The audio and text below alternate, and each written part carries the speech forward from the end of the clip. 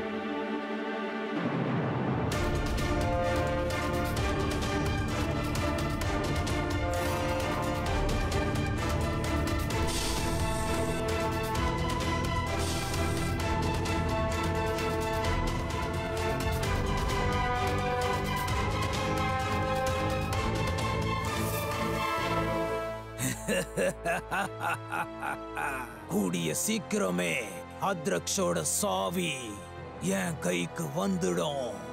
அதுக்கப்புறம் சைத்தானோட உதவியால இந்த பூலோகத்தையே நான் ஆட்டி படைக்க போறேன்.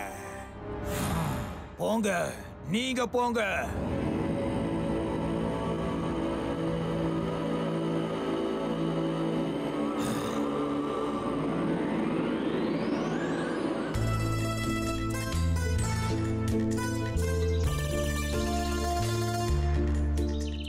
அத்ரஷ்க்கு போனா நம்ம எந்த வழியா போகணும்பா? இதுல விவரமா எதுவும் எழுதப்படல. ஆனா அத்ரக்ஷ அடையறதுக்கு நாம வியோம் மலையை தாண்டி போகணும்னு இதுல எழுதி இருக்கு.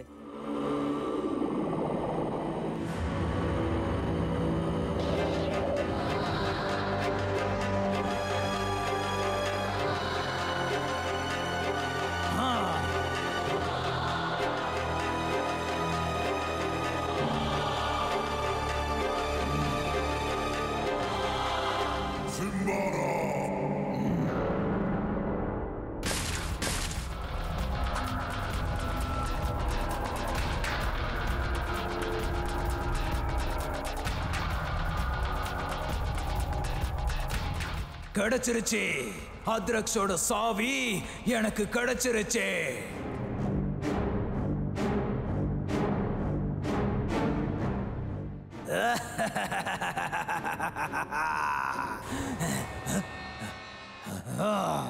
மகாராஜா, இந்த இடத்துல ஏதோ மாய சக்தி இருக்கிற மாதிரி தெரியுது. மூர்க்கனே, இந்த விஷயம் எனக்கும் தெரியும். இப்போ நான் சாவி கிட்ட எப்படி போகணும்ன்றது தெரியாம தான் தவிச்சுக்கிட்டு இருக்கேன்.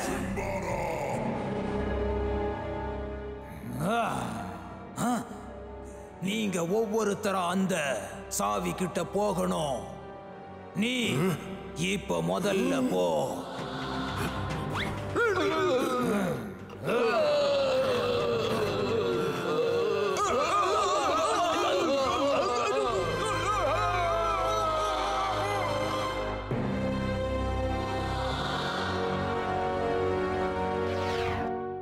அத்ரக்ஷோட சாவி என் கைக்கு வந்தாச்சு.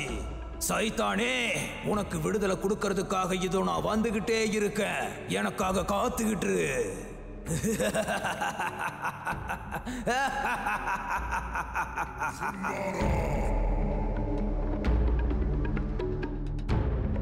சிம்பாரா